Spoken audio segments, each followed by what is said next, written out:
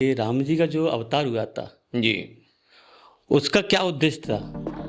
भगवान श्री राम के अवतार के 6 कारण प्रमुख बताए गए। एक सबसे बड़ा कारण है विप्रधेनु सुर संत हित लीन मनुज अवतार जी, जी। निज इच्छा निर्मित तनु माया गुण गोपाल। और भगवान श्री राम बिल्कुल रावण का वध करने वाले थे। रावण के हाथ से शस्त्र छूटे, जी, भगवान श्री राम धनुष को रोक देते हैं। तब रावण फपक फपक के रोता है और मंदोदरी से कहता है, मंदोदरी, आज के घाव राम के बाण से नहीं, आज के घाव राम की वाणी से लगे। वाणी के लिए। मैंने राम जैसा व्यक्तित्व देखा नहीं। मंदोदरी, राम जैसा दुनिया में कोई नहीं हो सकता। आपकी बहू के साथ कोई व्यवहार करे तो उसका जिम्मेदार कौन होगा? तब रावण कहता है कि नहीं, मैं राम को जितना जानता हूं उतना कोई नहीं जान सकता। चांदनी बहुत धवल है। वशिष्ठ बाबा कहते हैं, आज की चांदनी ब्रह्म ऋषि विश्वामित्र के तेज की तरह चमक रही है। अच्छा, वो मतलब उन्होंने प्रशंसा की। एकदम विश्वामित्र सोचते हैं कि ये महापुरुष जिनको मैं मारने जा रहा हूं, ये भले ही मेरे मुख में मेरी प्रशंसा नहीं कर रहे हैं, लेकिन पीछे मेरी प्रशंसा कर रहे हैं। घर से प्रातः काल उठने से लेकर रात्रि के शयन तक हमारी जितनी क्रिया है, ये सब कुछ केवल और केवल राम की कृपा से हो रहा है। हम कितना भी बड़ी बड़ी बातें करें, हम कुछ भी नहीं कर सकते। देवता, यक्ष, नाग, गंधर्व, किन्नर, मुनि, ये सब जिनके चरणों के दर्शन के लिए खड़े रहते हैं, सो राम चरण दबा रहे हैं। किनके? विश्वामित्र के। हरे कृष्ण आप सभी को। मैं आपका होस्ट विवेक शर्मा और आप देख रहे हैं विवेक शर्मा टॉक शो। आज हमने ऐसे गेस्ट को इनवाइट किया है जो कि विश्व विख्यात श्री राम कथा, श्रीमद् भागवत कथा के प्रवक्ता, श्री बालाजी धाम आगरा के संस्थापक परम पूज्य श्री अरविंद जी महाराज। इस पॉडकास्ट हम जो बात करने वाले हैं भगवान श्री राम पर बात करेंगे। ये पॉडकास्ट पूरा जो है भगवान श्री राम पर है, आधारित है। भगवान श्री राम का अवतार क्यों हुआ था, माता कैकेयी ने वरदान क्यों मांगे थे, विश्वामित्र मुनि उनको क्यों लेके गए थे, हमें श्री राम से कैसे जुड़ना चाहिए और अपने जीवन को कैसे धन्य बनाना चाहिए। भगवान श्री राम इतने दयालु हैं कि किसी पर भी करुणा बरसा देते हैं। तो ऐसे श्री राम की चर्चा होगी। तो आज हमारे जो साथ हैं परम पूज्य श्री अरविंद जी महाराज। तो चलिए बात करते हैं महाराज जी से, और इस पॉडकास्ट को आप जरूर देखें। आप अपने फैमिली फ्रेंड में जरूर शेयर करें इसको, जिससे आपको आध्यात्मिक की उन्नति होगी। प्रभु जी, आपका हमारे शो आने के लिए बहुत बहुत स्वागत है। जी, धन्यवाद धन्यवाद धन्यवाद। आप कैसे हैं? मैं बहुत अच्छा हूँ, बहुत बढ़िया। जी जी, राम जी की असीम कृपा है। जी जी। राम जी का जो अवतार हुआ था, जी, उसका क्या उद्देश्य था? भगवान श्री राम के अवतार के जी 6 कारण प्रमुख बताए गए।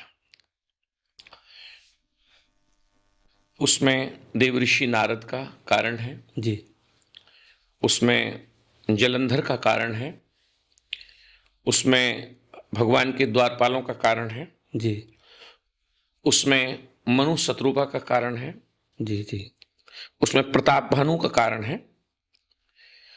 लेकिन एक सबसे बड़ा कारण है विप्रधेनु सुर संत हित लीन मनुज अवतार जी जी, निज इच्छा निर्मित तनु माया गुण गोपार। जी ना, भगवान के अवतार का जो मुख्य प्रयोजन है उसमें ब्राह्मण, जी गाय, देवता,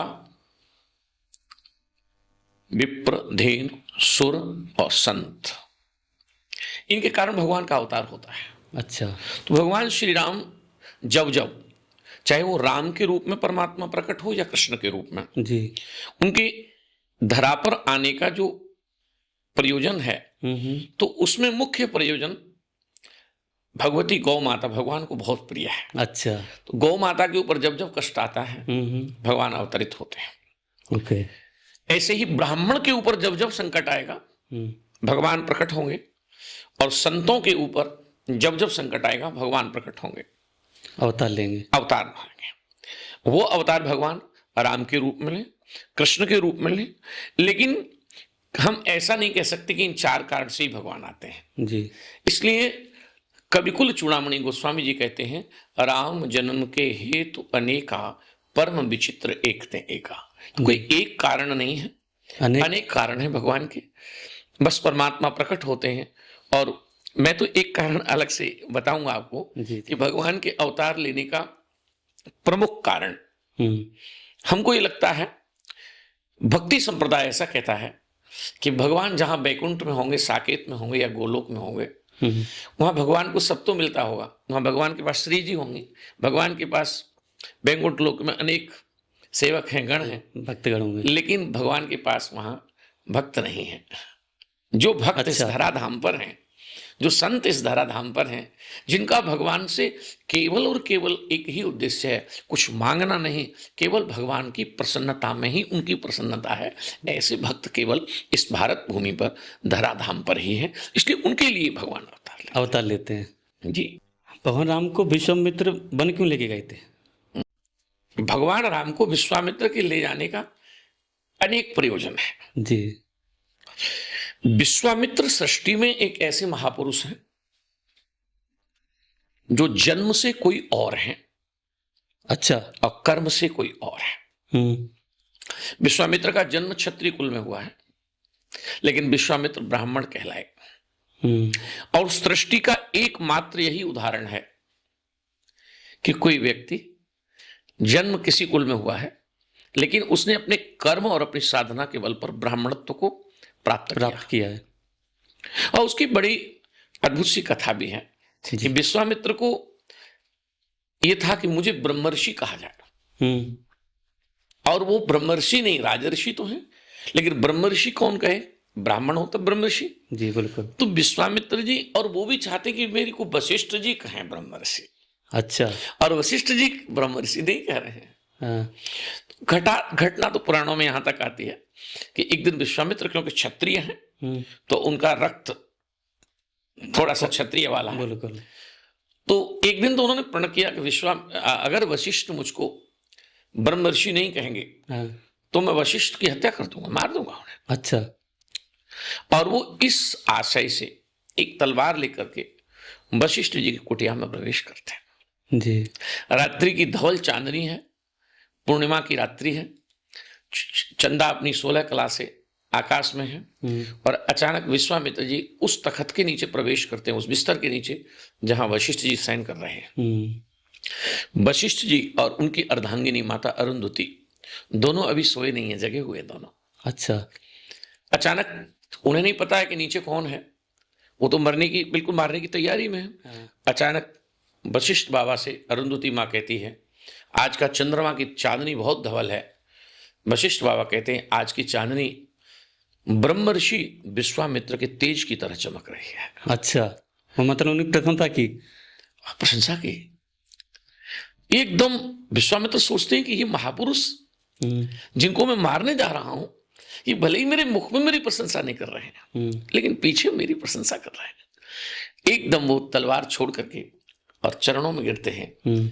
तो माँ अरुंधति कहती है, विश्वामित्र बेटा, रात्रि में यहाँ कैसे आए?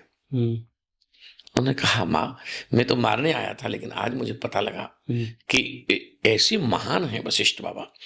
तो वो विश्वामित्र जी जिन्होंने सब कुछ हासिल किया अपनी तपस्या के बल पर, लेकिन वो यज्ञ जो करते हैं वो यज्ञ उनका पूरा नहीं होता है। कोई ना कोई विघ्न आ जाता था। क्यों?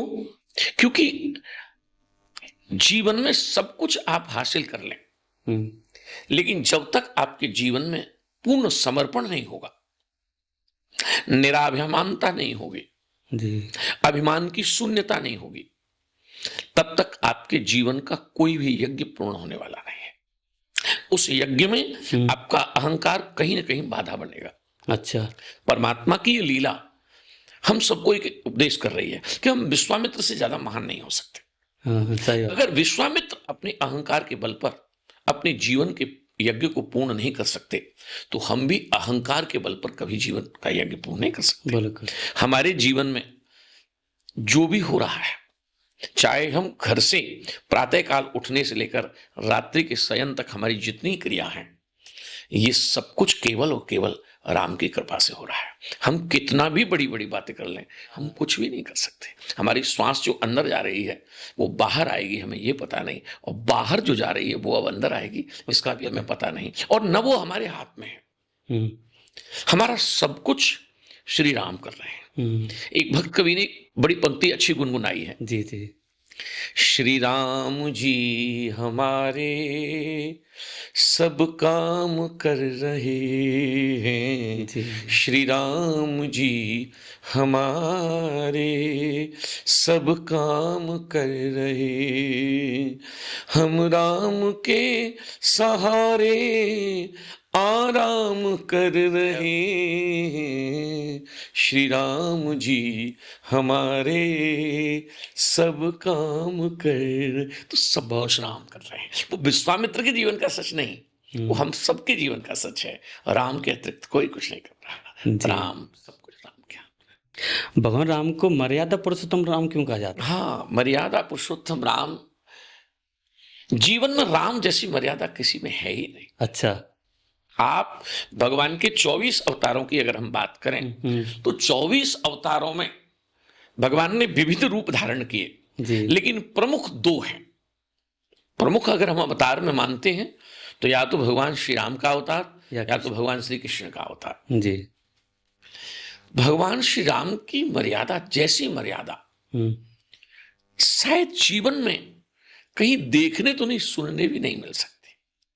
जी जी। आप सोचिए कि भगवान राम के जीवन में कितनी मर्यादा है। वे विश्वामित्र जी उन्हें जब लेकर गए हैं तो विश्वामित्री की रात्रि में भगवान चरण दबाते हैं। अच्छा। और गोस्वामी जी लिखते हैं, जिनके चरण सरोवर लागे, देवता यक्ष नाग गंधर्व किन्नर मुनि, ये सब जिनके चरणों के दर्शन के लिए खड़े रहते हैं, सो राम चरण दबा रहे हैं। किनके? विश्वामित्र के। मर्यादा कैसी है? एक उदाहरण नहीं, राम जी की मर्यादा के उदाहरण में मैं इस पंच भौतिक शरीर से मेरी अंतिम श्वास तक उसको कहता रहूं तो भी उनकी मर्यादा का कभी वर्णन नहीं हो सकता। फिर भी मैं एक घटना आपको सुन। जी जी प्लीज। भगवान राम और रावण का युद्ध हुआ जी, और भगवान राम रावण से युद्ध कर रहे हैं। एक दिन सायंकाल में रावण के ऊपर भगवान ने बाण चलाया और उस बाण से रावण का रथ टूट गया। जी। रथ टूट के रावण उस रथ से नीचे गिरा और भगवान श्री राम बिल्कुल रावण का वध करने वाले थे। रावण के हाथ से शस्त्र छूटे। जी। भगवान श्री राम धनुष को रोक देते हैं और रावण के पास जाते हैं। अब भगवान श्री राम रावण से कहते हैं, लंकेश आपके हाथ में शस्त्र नहीं है, आपका रथ टूट गया है और सूर्य भगवान अस्ताचल की ओर जा रहे हैं, इसलिए मैं दशरथ पुत्र राम तुम्हें विश्राम की सलाह दूंगा। जय हो। और कल आप पुनः मुझसे युद्ध करें, लेकिन आज आप बहुत थके हुए हैं। दूसरा, क्या मैं दशरथ पुत्र राम तुम्हारी कोई मदद कर सकता हूं? रावण रात्रि को गया और रावण रात्रि में जब गया तो उसको नींद नहीं आई। जी, उसी बातों को सोचते रहे हो। मंदोदरी ने उससे पूछा, क्या शत्रु राम ने ऐसे कुछ बाण मारे हैं जिससे कि आपका शरीर बहुत घायल चोटिल हुआ है? तो रावण फपक फपक के रोता है और मंदोदरी से कहता है, मंदोदरी आज के घाव राम के बाण से नहीं, आज के घाव राम की बाणी से लगे। बाणी से निकले। मैंने राम जैसा व्यक्तित्व तो देखा नहीं। मंदोदरी, राम जैसा दुनिया में कोई नहीं हो सकता। और उसका सबसे बड़ा एक और उदाहरण जी, जिस समय लक्ष्मण जी ने मेघनाथ को मारा, रावण ने अपनी पुत्र वधू सुलोचना से कहा, जाओ आप अपने पति का सर लेकर आओ। सुलोचना कहती हैं, सुलोचना और सुनैना ये दोनों नागपुत्री हैं। ये दोनों शेषनाग की पुत्री है। एक जनक जी को दे दी सुलोचना और शेषनाग ने एक पुत्री मेघनाथ को दे दी। सुलोचना विवेकवान है। सुलोचना कहती है कि आपसे एक बात पूछ रही हूं मैं ससुर साहब, कि अगर मैं रामादल में अपने पति का सर लेने जाऊंगी। आप बहुत बड़े पंडित हो, आप बड़े बड़े विद्वान हो, आपने ये नहीं सोचा कि जिसकी नारी को तुमने कैद कर रखा है और उसके दल में अपनी जवान बहू को भेज रहे हो, वो आपकी बहू के साथ कोई व्यवहार करे तो इसका जिम्मेदार कौन होगा? तब रावण कहता है कि नहीं, मैं राम को जितना जानता हूं उतना कोई नहीं जान सकता। सुलोचना आई जी। और सुलोचना जिस समय रामादल में अपने पति का सर लेने आई, उस समय भगवान श्री राम ने एक सभा की। जैसे ही पता लगा सुलोचना आ रही है, उन्होंने एक सभा की और उस सभा में उन सभी वानरों से, करोड़ों की संख्या में वानर है, उन सब वानरों से कहा, सुलोचना जिस समय आएगी उस समय तुम अपने कमर से नीचे के भाग पर केले के पत्ते बांध लोगे। सुलोचना को कोई बानर, क्योंकि मेरी सेना बानरों की है, मनुष्यों की नहीं है, तो उसमें नग्न बानर है। आपका कोई अंग प्रत्यंग के ऊपर सुलोचना की दृष्टि पड़े तो इसमें राम की मर्यादा नष्ट हो जाएगी। इसलिए मैं चाहूंगा आप सभी बानर अपने शरीर पर केले के पत्ते बांध लें। जिस समय सुलोचना सर लेने आई, क्या देखती है, सभी बानरों ने केले के पत्ते बांध लिए और जिनके पास केले के पत्ते नहीं है उन्होंने अपने हाथों से अपने अंगों को ढका। तब सुलोचना कहती है, राम मैं सर बाद में ले जाऊंगी, पहले मैं कौशल्या को प्रणाम करती हूँ।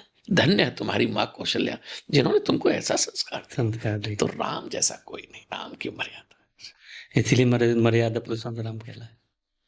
शिव धनु तोड़ने की, जो शिव धनु तोड़ा था, उसका आध्यात्मिक अर्थ क्या है? आध्यात्मिक अर्थ, बहुत अच्छी बात आपने पूछी है जी। आध्यात्मिक अर्थ उसका केवल 2 लाइन में है जी। वो कौन? शिव का धनुष अहंकार का प्रतीक है। अच्छा। और सीता भक्ति की प्रतीक है। सीता भक्ति की प्रतीक है और शिव धनुष अहंकार का प्रतीक है। भक्ति जीवन में कैसे प्राप्त होती है? जब तक अहंकार नहीं निकले, जब तक अहंकार नहीं टूटेगा, भक्ति आपके गले में जयमाला कभी नहीं डालेगी। और वो अहंकार भी जगत में राम ही तोड़ते हैं जी। राम के अतिरिक्त अहंकार कोई तोड़ ही नहीं सकता। बड़े बड़ों का अहंकार संसार में आप देखिए, जो एक कवि ने लिखा है, जो खूब अकड़ के चलते थे अब फिरते हैं मारे मारे, जो खूब अकड़ के चलते थे अब फिरते हैं मारे मारे, तब फुर्सत ना थी एक क्षण की, अब बतलाने वाला कोई नहीं। ये केवल राम तोड़ सकते हैं। जी जी। तो अहंकार, शिव का धनुष अहंकार है और उस अहंकार को जो तोड़ता है भक्ति उसे प्राप्त होती है। नहीं तो राम ने भौतिक रूप से देखा जाए तो राम से ज्यादा बलशाली वहां लोग बैठे थे, लेकिन अहंकार नहीं टूटा, बल्कि बल ज्यादा होगा तो अहंकार बढ़ेगा। लेकिन राम जी उसे समझते हैं, इसलिए राम जी ने धनुष नहीं तोड़ा, अहंकार तोड़ा। और अहंकार तोड़ा तो जानकी जी साक्षात भक्ति उन्हें प्राप्त। जी जी, बहुत सुंदर प्रसन्नता। जनक जी ने सीता विवाह के लिए कौन सी परीक्षा रखी थी? भगवान श्री राम ही नहीं, उस परीक्षा में अनेक लोग सम्मिलित हैं। अच्छा। और उसमें मूल बात यही है कि धनुष जो उठाएगा सो सीतापति हो, सीतापति होगा जी। हमारे यहाँ कुछ जगह ऐसी कथाएं आती हैं कि भगवान शिव का ये धनुष जो है, ये भगवान शिव ने परशुराम जी को दिया था। अच्छा। और परशुराम जी ने इस धनुष को जनक जी के यहां रखा। इसका बड़ा अच्छा भाव है। अभी हमने कहा कि शिव धनुष अहंकार से युक्त है और परशुराम जी आवेश का अवतार है। बिल्कुल। आवेश पर अगर अहंकार आ जाएगा तो आवेश और प्रबल हो जाएगा। इसलिए उस अहंकार के धनुष को किसी ज्ञानी के यहां रखो। और जनक से बड़ा दुनिया में कोई सर्वश्रेष्ठ ज्ञानी नहीं है। जोग भोग मह राख्यो कोई, योग और भोग जिनके जीवन में दिखाई देता है, जो ब्रह्म का प्रतिक्षण जिनके चिंतन में ब्रह्म है, उनके यहां शिव धनुष रखा है। और पुराण में कथा आती है कि जानकी जी एक दिन खेलते खेलते उस शिव धनुष को उठा लेती हैं, जिसमें मतलब बताते हैं कि हजारों हाथी और हाथी बल, रावण सहस महावट हारे, बड़े बड़े राजा लोग हार गए, वो नहीं उठा सकते, उसको श्री जानकी जी ने उठा लिया। खेल खेल में। क्योंकि जानकी जी कौन है? उद्धव स्थित संहार कारिणीम क्लेश हारिणीम सर्वश्रेष्ठ करी सीताम न तो हम राम वल्लभा। सीता कोई साधारण नहीं है, सीता साक्षात शक्ति है। शक्ति के बिना शिव, और शिव में से आगे की शक्ति हटा दीजिए शिव, तो वो भी शव रह जाता है। तो वो भगवती, तो जब उन्होंने खेल खेल में उस धनुष को ऐसे उठाया तो जनक जी के मन में भाव आ गया कि इसका मतलब सीता कोई साधारण नहीं है। और सीता को वर्ण करने के लिए सीता के अनुरूप वर्ण कौन है? बोले इस धनुष को उठाए, क्योंकि सीता शक्ति है तो इस धनुष को उठाने वाला तो केवल भगवान ही हो सकता है और कोई नहीं। इसलिए वो प्रतिज्ञा उन्होंने रखी। माँ कैकेयी ने वनवास क्यों मांगा था? दरअसल में इसके भी कई कारण हैं जी। एक तो माता कैकेयी जो है हमारे बहुत बड़े भक्ति के आचार्य हुए, और कहना चाहिए श्री रामानंदाचार्य संप्रदाय के बड़े उच्च कोट के महापुरुष हुए। साकेतवासी परम पूज्य प्रातस्मरणीय अनंत श्री संपन्न सदगुरुदेव पूज्य श्री नारायण दास भक्तमाली जी, बक्सर धाम बिहार, उन्होंने इसका बड़ा एक सुंदर चिंतन किया। जी जी। वो कहते हैं कि भगवान श्री राम बचपन में कैकेयी से एक खेल खेलते हैं। जी। छोटे हैं राम, कैकेयी से एक खेल खेलते हैं, और उस खेल में एक खेल आपने भी देखा होगा बचपन में, एक व्यक्ति दूसरा आंख में चोली करते। जी जी। तो भगवान एक आंख में चोली का खेल खेलते हैं जी। और उस आंख में चोली के खेल में कहते हैं जो हार जाएगा उसे कुछ देना पड़ेगा, और कैकेयी उस खेल में हार जाती है। अच्छा। भगवान श्री राम कैकेयी से कहते हैं माँ तू हार गई है और मैं जीते, इसलिए मैं जीत गया, तुझे कुछ देना पड़ेगा, एकांत में चल।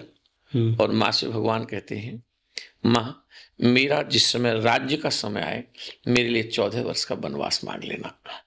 जी। माँ कैकेयी बिलखती और कहती है कि राम इतना बड़ा कष्ट मुझे ही क्यों?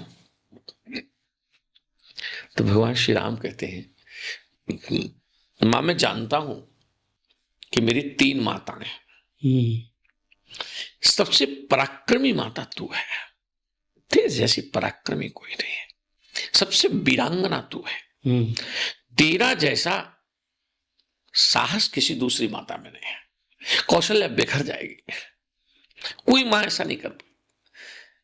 कहती है कि मुझे दोष देगी दुनिया। जी। तब राम जी कहते हैं मां तुझे कोई भी दोष दे तेरा राम दोष नहीं दे सकता, क्योंकि मैं जानता हूं कि तूने क्यों ये किया है। और इसकी एक चौपाई बड़ी सुंदर गोस्वामी लिखते हैं, उमा दार जो सित की नाही सब ही नचावत राम गोसाई। बोलो।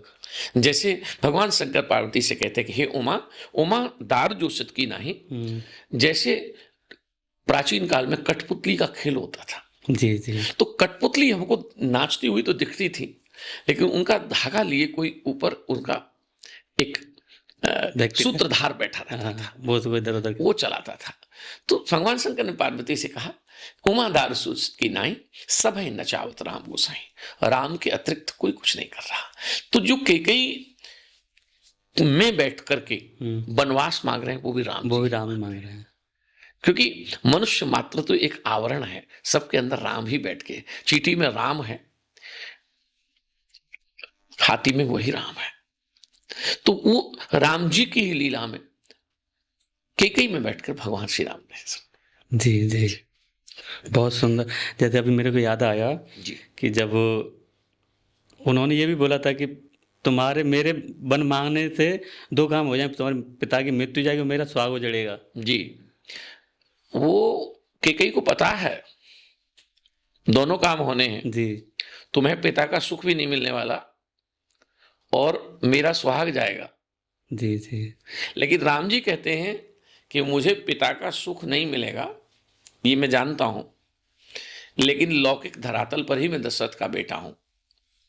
अगर संसार के लिए मैं आया हूं तो मेरा उद्देश्य जो अभी हमने कहा था, मेरा उद्देश्य है धर्म संस्थापनार्थाय संभवामि युगे युगे। तो जो राक्षसी परंपरा पूरे देश में छाई है उसको नष्ट करने के लिए, तो उसके लिए मुझे कितना भी बड़ा कष्ट बर्दाश्त करना पड़े मैं करूंगा। और मां, तुमसे ज्यादा अच्छा इस काम को कोई दूसरा नहीं कर पा सकता। बिल्कुल। यहाँ मेरे को एक चौपाई याद आ रही है, सुन जननी सोई सुत बड़ भागी, जो पितु मात बचन अनुरागी जी। इसका थोड़ा सा प्रसंग। ये बड़ी अद्भुत चौपाई है जी। जननी शब्द का प्रयोग और माता शब्द का प्रयोग, ये दोनों में अंतर है जी।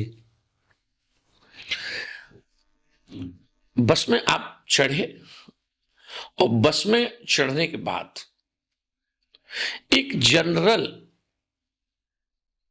अपने से बड़ी आयु की सामान्य महिला को भी आप माता जी कहते हैं, लेकिन आप जननी नहीं कह सकते। जननी किसको कहते हैं? जननी के दो भाव हैं। एक भाव है कि जननी हम उसे कहते हैं जो हमें जन्म देती है जी। लेकिन भगवान श्री राम ने इससे पहले तो कैकेयी को सदैव मां कहा, लेकिन आज जैसे ही वनवास मांगा तो भगवान के मुख से यही चौपाई निकली कि सुन जननी सोही सुत बड़ भागी, हो जो पितु मातु बचन अनुरागी, तनय मातु पितु तोष निहारा। हे मां, वो यहां जननी शब्द का संबोधन भगवान करते हैं। किसी ने भगवान से, जैसे आपने मुझसे प्रश्न किया, कल्पना ही रही होगी कि किसी ने भगवान राम से कहा आपने कैकेयी को जननी क्यों कहा? भगवान कहते हैं कि बिल्कुल मैंने जननी सही कहा। क्यों? बोले दशरथ के पुत्र को जन्म देने वाली जननी तो कौशल्या है। दशरथ के पुत्र को, राम को जन्म देने वाली जननी तो कौशल्या है, पर रावण को समाप्त करने वाले, राम का जन्म देने वाली जननी कैकेयी है। कैकेयी। दूसरा भाव, प्राय जननी राम जी ने क्यों कहा? एक अबोध बालक, अबोध, उसकी आयु सपोज करें कि 2 वर्ष है, और 2 वर्ष का बालक माना 1 वर्ष का बालक, और 1 वर्ष के बालक को अचानक रोदन करने लगे, रोने लगे, और रोने से उसको, उसकी माँ वहां नहीं है, उसकी मौसी है, उसकी ताई, उसकी चाची सब है, माँ नहीं है, तो वो बालक रोदन कर रहा है, तो कोई तो उसके मुख में दूध की बोतल दे रही है, वो दूध की बोतल निकाल देता है। कोई उसके मुख में चम्मच से पानी डाल रही है, वो पानी की बोतल भी निकाल देता है। कोई उसको शहद चटाती है, वो फिर भी रो रहा है। कोई उसको दुलार के गले से लगाती है, वो फिर भी रो रहा है। कोई कहती है इसने मलमूत्र त्यागा होगा, तो उसके वस्त्र चेक करती है, वो भी कुछ नहीं हुआ, चुप नहीं हुआ। तभी दूर खड़ी उसकी जननी भाग कर आती है, और जननी को ये पता है कि बालक चाह क्या रहा है। उस जननी ने न दूध दिया, न शहद दिया, न वस्त्र बदले, उसने एक थपकी दे के कंधे पर रखा और सबसे कहा इसे नींद आ रही है। जननी का अर्थ है जो अपने बालक की अंतःकरण की बिना बोले सब अंतः भावनाओं को समझती हो, वो जननी है। राम जी कहते हैं कि मैं वनवास जाना चाहता हूं, ये मैं जीव से नहीं कह सकता, लेकिन बिना बोले जो अंदर से समझ गई, इसलिए सुन जननी सोई सुत बड़ भागी, जो पितु मातु बचन, इसलिए जननी। जी जी। यहाँ पर जैसे वो तैन मातु पितु तो दोष नहीं आ रहा है। माता पिता की आज्ञा का जिसको अवसर मिला, उससे बड़ा संसार में कोई भाग्यशाली नहीं है जी। और आज के लिए इसीलिए आवश्यक है राम कथा। हनुमान जी की श्री राम भक्ति से हमें क्या सीख मिल सकती है? हनुमान जी जैसी भक्ति कोई कर ही नहीं सकता है जी। क्योंकि हनुमान जी की जो भक्ति है उसमें उनका अपना कुछ नहीं है। भक्त के जीवन में अपना खत्म हो जाए तो वो भक्ति है, तो भक्ति है। श्री हनुमान जी की भक्ति में तो कुछ है नहीं। हनुमान जी लंका जाते हैं, और लंका हनुमान जी जाते हैं तो भगवान श्री राम ने लंका से हनुमान जी लौटे, तो लंका से जब हनुमान जी लौटे तो भगवान श्री राम ने उन्हें पूछा तुमने क्या क्या किया?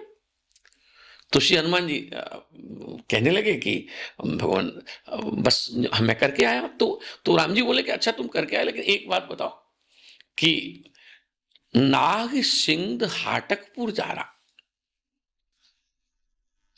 निश्चद बध पुण्य विपिन उपचारा, इतनी काम हनुमान जी ने की। तो भगवान श्री राम ने हनुमान जी को, जैसे ही हनुमान जी आए पास में, तो भगवान श्री राम हनुमान जी को देखकर, जैसे ही उनको पता लगा कि हनुमान जी इतना बड़ा काम करके आए हैं, तो एक बहुत सुंदर पद है जी, जो भरत जी से भगवान राम ने कहा है। वो क्या है? वो एक पद है जी, भरत भाई कपि से उरीण हम नाही, भरत भाई कपि से उरीण हम नाही। हे भरत, मैं दुनिया में सबका ऋण चुका सकता हूं, पर हनुमान का नहीं चुका सकता। ऐसे हनुमान जी से राम जी बोले तुमने बड़ा काम किया हनुमान जी, इतने बड़े काम करके आए। तो हनुमान जी जो उत्तर दे रहे हैं वो बहुत सुनने लायक है। जी, हनुमान जी कहते हैं मैंने कुछ किया ही नहीं, करने वाले सब आप हैं। आप हैं। तो कहा कि नहीं, तुमने तो काम किए हैं। आप ये बताओ कि आप इतना बड़ा समुद्र पार कैसे कर गए? यहीं से प्रश्न शुरू होता है। आप एक समुद्र पार कर गए और आप कहते हो बड़ा काम नहीं है, वो भी 100 योजन। 100 योजन। तो हनुमान जी क्या कहते हैं? बोली ले मुदरी बा पार गई। जय हो। मैं नहीं किया तो मुद्री। आपने मुद्रिका दी थी, मेरे लिए विमान का काम कर रही थी। जय हो। तो हनुमान जी से राम जी ने कहा अच्छा मुद्री उस पार ले गई, फिर मुद्री तो वहीं रह गई, इस पार कैसे आए? अगर मेरी अंगूठी ने तुम्हें पार किया तो आप इधर कैसे आए? जी, हनुमान जी के नेत्र सजल हुए और कहते हैं बोले ले मुद्री बा पार गई और चूड़ा मणिया पार। राम जी बोले एक बात बताओ, लंका कैसे जली? हनुमान जी बोले सीय बिरह लंका जली, नाथ प्रताप तुम्हारा। सब तो आप ही कर रहे हैं, मैं कुछ नहीं कर रहा। और भक्त के जीवन में सबसे बड़ी बात यही हो कि वो ये त्याग दे कि मैं कुछ कर रहा हूं, और वो हनुमान जी के जीवन में पूरी तरह है। भगवान श्री राम का राज्याभिषेक हुआ जी, और जिसमें भगवान श्री राम राजा बने तो भगवान ने पद बांटे जी, लोगों को। अब जब राजा बने तो सुग्रीव से कहा कि आप क्या पद लेंगे? सुग्रीव ने कहा मैं गृहमंत्री, आपको गृहमंत्री बना देते हैं। लक्ष्मण से कहा आप रक्षा मंत्री बन जाइए। सबको अलग अलग पद दे दिए। तो जानकी जी सामने बैठी और जानकी जी ने राम जी को इशारा किया, सबको पद बट गए, एक व्यक्ति रह गया। कौन? इशारा किया, हनुमान रह गए। श्री हनुमान जी को पास में बुलाया, हनुमान तुम मेरे इतने प्रिय हो कि मैं तुम्हें पद अपनी इच्छा से नहीं दूंगा, आप जो कहोगे वो पद दूंगा। तो हनुमान जी नीचे बैठे और भगवान के दोनों चरणों पर हाथ रख लिया। बोले सरकार, संस्कृत में चरण को पद कहते हैं, और जिसे दो दो पद मिले हों वो दो को छिड़ के एक पद क्यों लेना चाहे? इसलिए नहीं चाहिए। हनुमान जी जैसा कोई नहीं है जी। इसलिए भगवान शंकर ने कहा। बोले सारे लोग भाग्यशाली हैं, रामायण में बहुत सारे भाग्यशाली, पर भगवान शंकर कहते हैं बोले हनुमान सम नहीं बड़ भागी, ओ नहीं को राम चरण अनुरागी, गिरिजा जासु प्रीति सेवकाई, बार बार प्रभु निज मुख गा। भगवान जगत कथा करता है राम जी की, राम जी अकेले होते हैं तो हनुमान जी की कथा करते हैं। हनुमान की कथा अद्भुत है, हनुमान जी जैसा। माता जो कैकेयी थी वो राम जी से द्वेष करती थी या प्रेम? द्वेष तो माता कैकेयी कर ही नहीं सकती। पर लोग कहते हैं कि जैसे लोग बोले नाम, जैसे किसी आजकल किसी का नाम रखते नहीं कि कैकेयी, वो एक लोक मान्यता है। बाकी राम जी ने तो भरी सभा में कह दिया है चित्रकूट में, मेरी कैकेयी माँ को जिसने भी दोष दिया सपने साधु सभा नहीं सही। ऐसा सोचिए, एक तो वो जड़ है, वो व्यक्ति जिसने केकई को दोष दिया वो कैसा है, जड़ है। और दूसरा, उसने जीवन में संतों के संग वो बैठा ही नहीं है, क्योंकि संतों के संग बैठेगा तब उसको सत्संग की महत्ता का पता लगेगा। तो केकई को राम जी कभी दोष नहीं दे सकते, और केकई कभी राम जी से द्वेष नहीं। आप देखिए, केकई को पहली बार जब मंथरा कहती है कि राम जी का वनवास मांग लो, राम जी कल राजा बनेंगे, मंथरा कहती है राम कल राजा बनेंगे, तो केकई कहती हैं राम तिलक जो सांचे हो काली। अगर केकई, मंथरा, अगर कल सच में राम का तिलक है तो तेरे मन में जो भी वरदान हो मांग ले, मैं तेरा पूरा करूं। इससे बिल्कुल स्पष्ट होता है केकई तो बहुत प्रेम करती है। केकई ने तो जो किया वो राम जी के कराने से। बोले प्रभु जी, आपसे क्या कहते हैं, जो आज की जो युवा है जी भटक रही है थोड़ी बहुत जी, तो रामायण से कैसे जुड़े और उसको अपने जीवन में कैसे उतारे और अपना जीवन कैसे धन्य बनाए? दरअसल में सही रूप में देखा जाए जी। तो प्रत्येक युवा को रामायण की 10 दोहे रोज पढ़ने चाहिए। अच्छा। लेकिन मेरी बात से सहमत नहीं होंगे लोग, क्योंकि लोग कहेंगे आपका तो काम ही यही है। तो मैं उनसे कहता हूं कि वो 5 दोहे नित्य पाठ करें। इस बात पे भी लोग सहमत नहीं होंगे। 1 दोहा नित्य पाठ करें जी। और इस पर भी सहमत ना हो तो केवल 1-2 चौपाई का रोज पाठ करें। क्योंकि रामायण क्या है, रामायण जीवन जीना सिखाती है।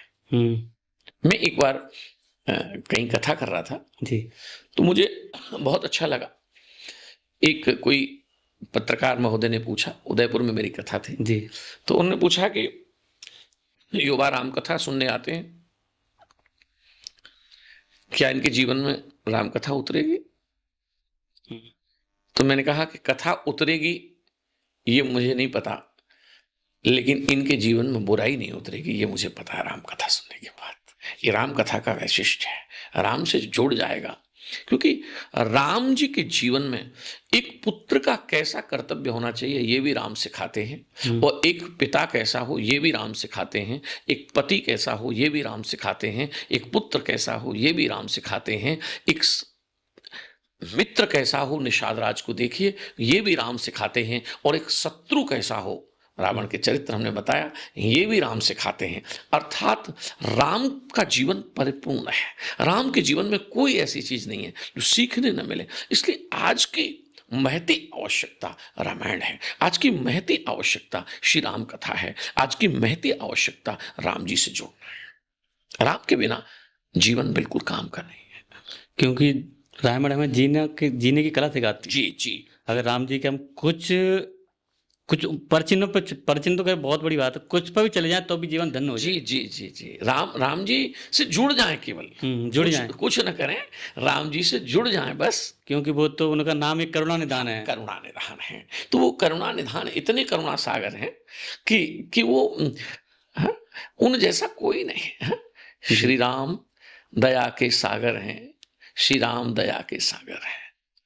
प्रभु नंदलाल नटनागर हैं, श्री राम कृपा के सागर हैं। भगवान राम जैसा कोई नहीं है।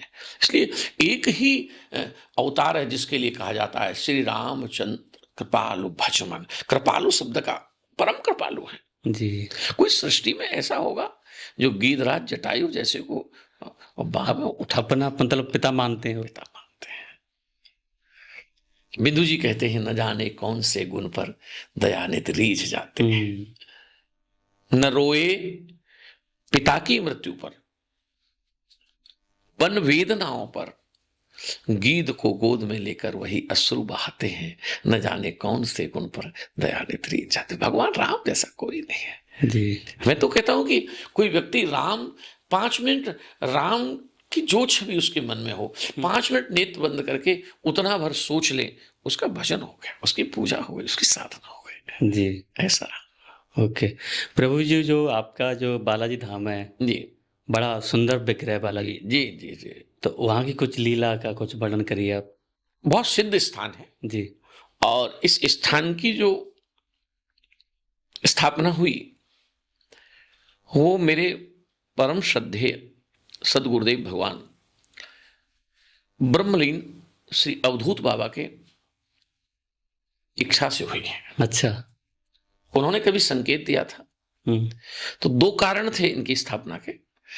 एक तो मेरे गुरुदेव का मन था, और दूसरा मैंने इस शरीर के जो पूज्य गोलोकवासी जो पिताजी थे वो हनुमान जी के बड़े भक्त थे जी।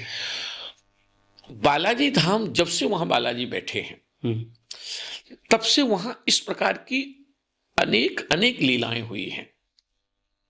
अच्छा। कि कितने चमत्कार वहां होते हैं जिनको लोग देखने आते हैं। हमारे यहाँ एक व्यक्ति अभी भी आश्रम में जो आज भी है, जिसको आज से 15 साल पहले बिल्कुल सड़क से मृत अवस्था में हम लोग उठाकर लाए थे, उसका कोई आगे पीछे कोई नहीं है। अच्छा। हाँ, आप उसको देख सकते हैं, और उसको बोलना भी नहीं आता, और उसको आज तक अपना एड्रेस भी नहीं पता, वो कहाँ का है, बोल भी नहीं सकता। और हम लोग सड़क से उसे उठाकर लाए, और केवल हमने कोई उपचार भी नहीं करा सके उसका, क्योंकि समझ में नहीं कुछ आता था। बालाजी के चरणों में वो पड़ा रहता, और आज 15 साल से पूर्ण स्वस्थ है। अच्छा। और अभी भी उसकी भाषा कुछ समझ में नहीं आती है, लेकिन वो हनुमान जी की कृपा से ही, हनुमान जी का बीच में तो वो रामचरितमानस का पाठ हनुमान जी को सुनाता था। ये हनुमान जी की करुणा। हमारी एक शिष्य थी, उसको सभी डॉक्टरों ने मना कर दिया कि ये बचेगी नहीं, उसको कैंसर था, और कहा 1 महीने से ज्यादा इसका जीवन नहीं है, 1 महीने से ज्यादा इनका जीवन अब है ही नहीं। और हमारी उन डॉक्टर से बात हुई, मैंने बात की, क्योंकि वो शिष्य हमारी बहुत आर्थिक रूप से संपन्न नहीं थी, तो उसकी सब व्यवस्था हमें ही करनी थी, और मेरे अकेले के नहीं, भक्तों के सहयोग से हमको उसका इलाज कराना था। जब उसका इलाज कराया और हम सब तरह से जब टूट गए कि अब नहीं कुछ हो पाएगा, तो वो बालाजी के चरणों में उसको डाल दिया गया, और उसके बाद वह 6 से 7 वर्ष तक जीवित रही। अच्छा। हाँ, और वो उस बीमारी से उसका मृत्यु नहीं हुई है। उसकी बीमारी दूसरी कोई बीमारी हुई उससे, लेकिन बिल्कुल स्वस्थ रही। और एक तरह के नहीं, कोई आर्थिक संकट में एक भक्त हमारे आए, और वो ऐसे आए कि वो बालाजी में सिवा रोने के कुछ नहीं बेचारे, बहुत, और वो बहुत शरणागत भक्त हैं, मतलब भगवान के प्रति उनका बड़ा भाव है। तो वो केवल हमसे कहते थे कि महाराज जी हम क्या करें, तो हम कहते थे कि केवल बालाजी के चरणों में पड़े रहो, क्योंकि सब सुख लहे तुम्हारी सरना, और तुम रक्षक काहू को डरना। हनुमान जी जैसा कोई है नहीं। उनकी शरणागति बड़ी भारी रही, उनकी ऐसी शरणागति रही कि उन्होंने अपना तन मन धन जो जितना उनके पास था उन्होंने हनुमान जी के चरणों में सब समर्पित कर दिया। और परिणाम ये हुआ कि आज उनके बच्चे करोड़ करोड़ के पैकेज पर आज आसीन हैं। हम उनका नाम नहीं ले सकते, लेकिन उनके बालक आज करोड़ करोड़ रुपए के पैकेज पा रहे हैं। और आज भगवान की इतनी कृपा है कि उनके बच्चों के कितने बड़े बड़े घर, बड़ी बड़ी व्यवस्थाएं। तो एक नहीं, वहां की तो ऐसी घटनाएं, वहां एक व्यक्ति ऐसे आए कि जिन्होंने रात्रि के 9 साढ़े 9 बज रहे थे और पट बंद होने वाले थे बाबा के, और हम बाई चांस वहां थे। अच्छा। हाँ, तो एक व्यक्ति आए और उन्होंने आकर के अपनी इच्छा प्रकट की कि मैं ये चाहता हूं। वो हम तो देख के दंग रह गए कि क्या होगा, आप इतना, मतलब ऐसे तो हो ही नहीं सकता, असंभव कार्य है। बोले हाँ, मैं यही सोच कर आया हूं। और आप विश्वास नहीं करेंगे कि उन्होंने बिल्कुल शरणागत होकर गिर गए बालाजी के चरणों में। और जब वो बालाजी के चरणों में गिरे, उसके बाद आज हम, क्योंकि यहाँ नाम किसी का नहीं लेना चाहिए, आज वो बहुत बड़े पद पर आसीन हैं उत्तर प्रदेश में। उनके आगे पीछे 10-20 गाड़ियां चल रही हैं उस व्यक्ति की। तो बालाजी ये बालाजी की। मेरे पास इतने उदाहरण हैं बाबा के, इतने उदाहरण हैं कि रोज नई नई घटनाएं उनके साथ होती है। और अभी भी पूरे भारतवर्ष से लोग आते हैं। हमारे एक शिष्य हैं, वो मॉरिशस में रहते हैं, विदेश में हैं, वहीं के हैं, और वो लगभग हर वर्ष बालाजी धाम आते हैं और 2 से 3 दिन ठहरते हैं। अच्छा। उनका नाम मैंने वेद रख दिया है। अच्छा। वहाँ का नाम तो कुछ उनका और है, पर मैंने उनका नाम वेद रखा है। और वो यहाँ भारतवर्ष में आते हैं हर वर्ष, और बालाजी धाम में ठहरते हैं। और वो कहते हैं, उनका ये अनुभव है कि मैं वहाँ मॉरिशस में, मुझे कोई भी संकट आता है, तो वो बालाजी हमारे बालाजी का नाम है श्री दुख भंजन सरकार। बिल्कुल। तो वो एक दुख भंजन सरकार का एक चित्र अपने साथ रखते हैं। अच्छा। और वो वेद जी कहते हैं कि महाराज जी मेरे ऊपर कोई संकट आता है तो मैं दुख भंजन सरकार का नाम लेता हूँ और वहां से इनको याद करता हूँ, मेरा संकट दूर हो जाता है। और आज पूरे देश से लोग आते हैं, जी जी। पूरे देश से लोग बालाजी सरकार को दर्शन करने आते हैं, उनकी बड़ी कृपा है। नहीं, जैसे पिछले पॉडकास्ट हमारे भैया जी से बात हुई थी कि आप बालाजी को जितनी बार देखोगे, जितनी बार जाओगे, वो एक नया रूप दिखाएंगे। हाँ बिल्कुल बिल्कुल। कभी कभी बाल रूप हो जाते हैं, कभी अभी जब मैं आपको माफी चाहूंगा, अभी मैं जब गया ना आपसे मिलने के लिए तो कुछ गंभीर में थे। हाँ ऐसा लग रहा है कुछ सोच रहे हैं। हाँ हाँ ऐसे ही होता है उनका। मैंने प्रभु क्या सोच रहे हैं। हाँ, तो ऐसे एक ऐसी अनुभूति हो रही है कि बस सोच रहे हैं वो। ऐसे ही होता है। फिर बड़ी कृपा। मैं मेरे ऊपर कोई परेशानी आई एक बार, जी। मैं 1 साल पहले बहुत बीमार हुआ और इतना संकट आया कि मुझे मेरे गले का ऑपरेशन कराना पड़ा। उस समय बाबा का पूरा शरीर अपने आप काला पड़ गया था। अच्छा।